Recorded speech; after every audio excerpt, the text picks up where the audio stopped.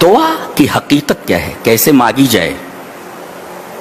بھئی دعا کی تعریف آپ نے سمجھ لی، لغوی اور اصطلاحی، لیکن دعا کی روح کیا ہے؟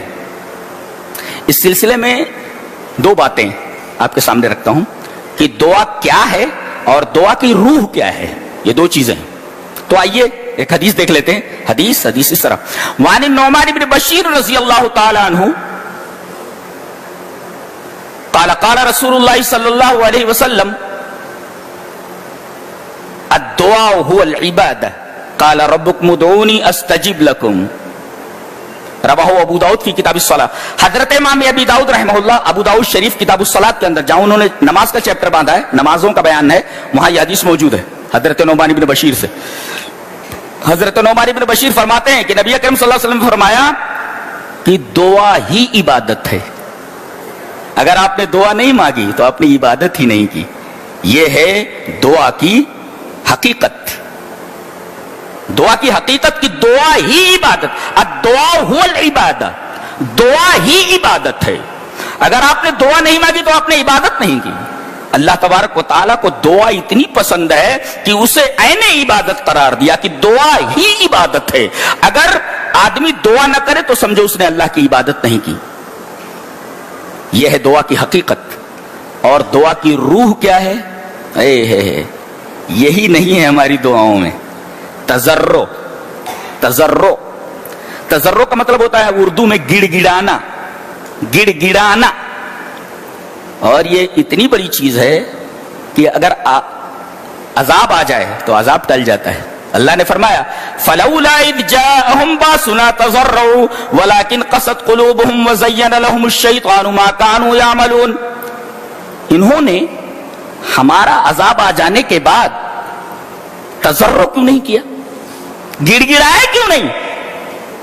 گڑ گڑا کر ہم سے عذاب کے دور ہونے کی دعا کیوں نہیں کی؟ اس کا مطلب یہ ہے کہ اگر یہ لوگ گڑ گڑاتے تو ہم عذاب کو ٹال دیتے۔ اللہ تبارک و تعالیٰ کو گڑ گڑانا نہیں سمجھ میں آیا، گڑ گڑانا کسے کہتے ہیں، تضرع کسے کہتے ہیں؟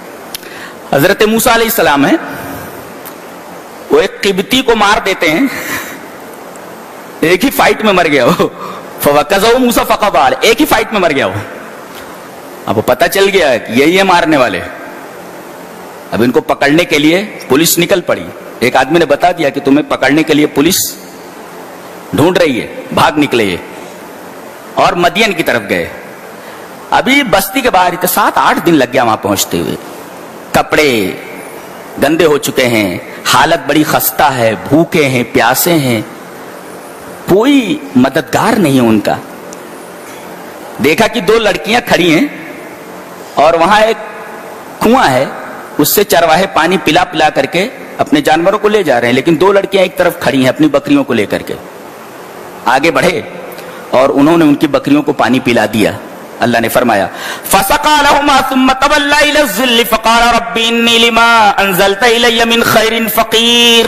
یہ ہے دعا کی روح، یہ دعا کی روح ہے۔ کیا؟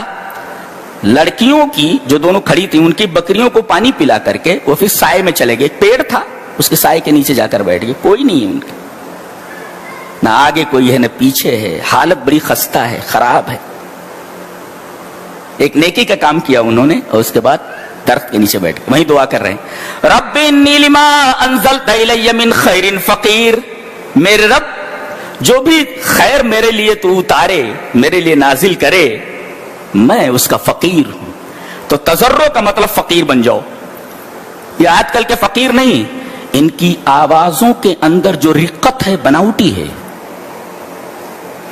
ان کے دل کے اندر رقت نہیں ہے تو ان کی آواز بھی بناوٹی،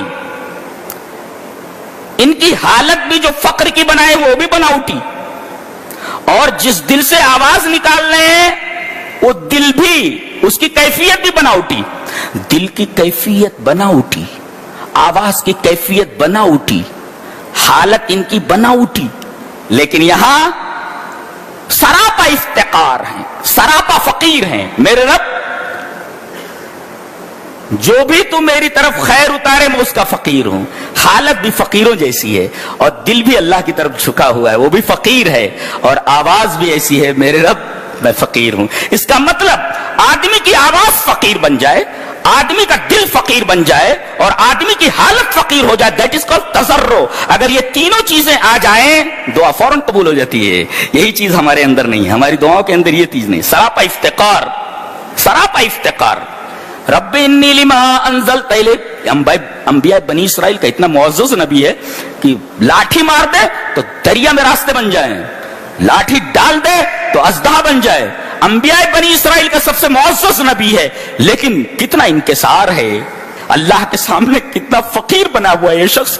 حیرت ہوتی ہے, حیرت ہوتی ہے کہ اتنا بڑا آدمی ہے وہ بھی اللہ کے سامنے کتنا محتاج بنا ہوا ہے. رب انی لما انزلت الی من خیر فقیر. میرے رب میری حالت فقیروں جیسی ہے.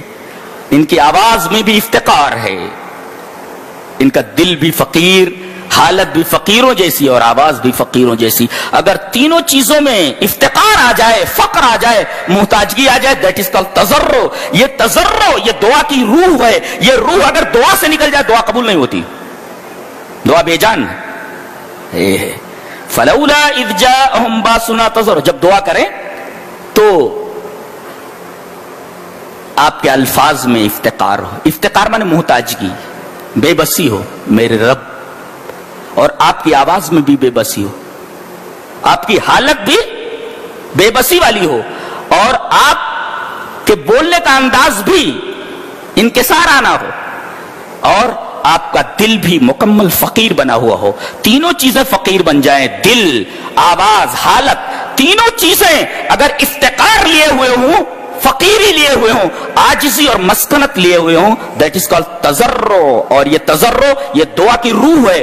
اگر اس تضرع کو دعا سے نکال دیا جائے تو دعا بے جان ہے, اس وجہ سے قبول نہیں ہوگی. وہ سمجھ گئے جی. فلولا اذ جاءهم باسنا تضرعوا. عذاب آنے کے بعد اگر یہ تضرع کرتے تو ہم عذاب کو ان کے اوپر سے ہٹا لیتے. یہ ہے دعا کا پاور. دعا بھی کیا چیز ہے. مانگے نہیں ہو کبھی قاعدے سے, ہیں یہ ہے مانگنے کا طریقہ. اب ایسا نہیں مانگو کہ دعا کیسے قبول ہوگی.